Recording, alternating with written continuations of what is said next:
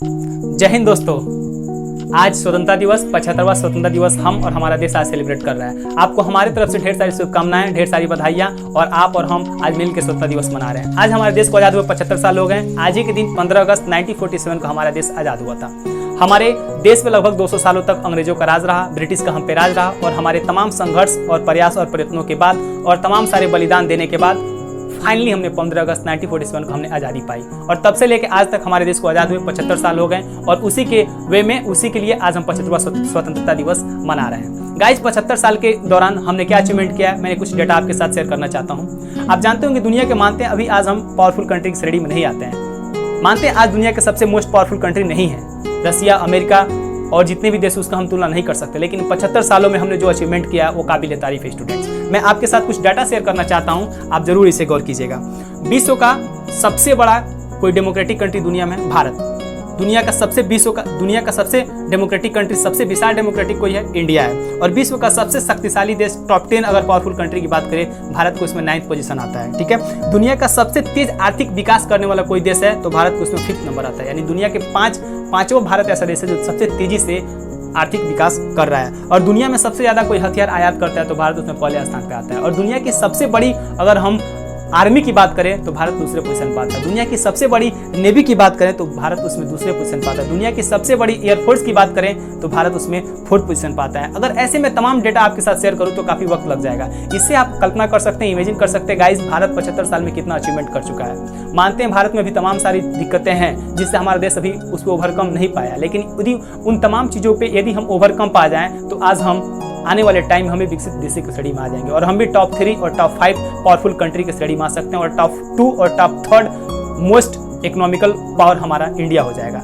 उन तमाम सारी मुद्दों और तमाम सारी इश्यूज क्या हैं हमारे देश में? अहिंसा, भ्रष्टाचार, अपराध, नक्सलवाद, आतंकवाद, इन तमाम सारे जो मैंने आपको फैक्टर गिनाए, कारक गिनाए, ये हमारे देश को प्रभावित कर रहे हैं, जिससे हमारा देश आगे नहीं बढ़ पा रहा है। यदि इन चीज़ों पे हम विजय पा लेते हैं, इन चीज़ों पर हम ओवरकम पा लेते हैं तो शायद हमारा देश दुनिया का सबसे पावरफुल देश हो जाएगा। इतनी डाइवर्सिटी होने के बाद, ट्रस्ट मी स्टूडेंट्स, इतनी डाइवर्सिटी होने के बाद इतना तेजी से कोई देश विकास कर सकता है तो एकमात्र देश है इंडिया।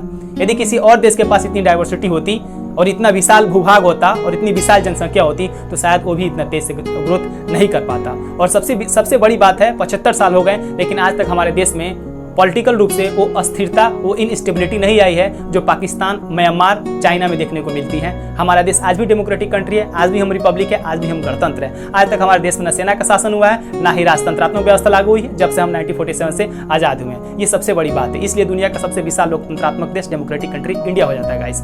हमें और आपको इसी तरह मिलकर हमें और आपको एक वेल एजुकेटेड इंडियन सिटीजन बनना है, एक भारतीय सुशिक्षित और प्रबुद्ध भारतीय नागरिक बनना है, जिससे हम अपने देश के विकास में अधिक से अधिक कंट्रीब्यूट कर सकें और अपने देश को दुनिया के सबसे महान और सबसे ताकतवर देशों की श्रेणी में ला सकें। ये कौन कर सकता है? आप और हम मिल कर सकते हैं, जिससे आने वाले भविष्य को, आने वाली पीढ़ियों को हम उन्हें बताएं हमारा देश कितना पावरफुल कंट्री है, हमारे देश के पास कितनी कैपेसिटी है और हमारे पास कितनी एलिजिबिलिटी है। यदि हम उसको सही दिशा में अगर सही तरह से यूटिलाइज करें तो हम भी दुनिया के सबसे पावरफुल कंट्री की श्रेणी में आ सकते हैं। उम्मीद करते हैं गाइस आप अच्छे से आज इंडिपेंडेंस डे मनाएंगे। और मैं उन तमाम वीर शहीदों और तमाम भारत के स्वतंत्रता सेनानियों को मैं आज नमन करना चाहता हूं जिन्होंने अपने वो तमाम बलिदान देके हमारे देश को आजाद किया, जिसमें महात्मा गांधी, सुभाष चंद्र बोस, भगत सिंह, चंद्रशेखर आजाद, लाला लाजपत राय, बिपिन चंद्र इत्यादि तमाम नाम को मैं गिनाऊं तो वो नाम कम पड़ जाएंगे।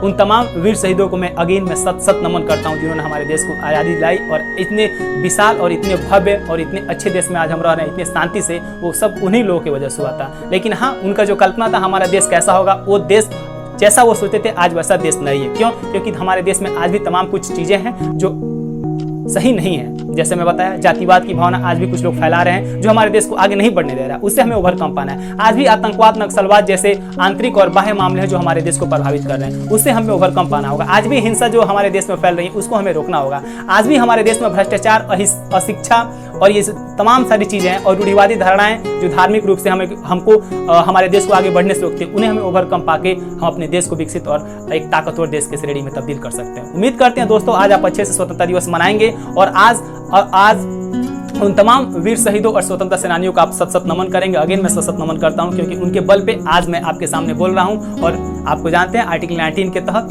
राइट टू स्पीच या right to express your knowledge, express your views. मतलब हमारे देश में हमारा भारतीय संविधान दुनिया का अद्भुत संविधान, वो हमें आर्टिकल 19 अनुच्छेद 19 के माध्यम से अपनी बातों को, अपनी भावनाओं को व्यक्त करने का आज़ादी देता है। उसी आज़ादी के माध्यम से मैं आपके साथ अपनी फीलिंग्स को, अपनी भावनाओं को सोशल मीडिया के थ्रू मैं आपके सामने हूँ। उम्मीद करते हैं दोस्तों आप फिर अगेन आप अच्छे से स्वतंत्रता दिवस मनाइए और अच्छे से पढ़ते रहिए और पढ़ाई को कंटिन्यू रखिए। Okay bye, thank you, take care, जय हिंद, जय भारत।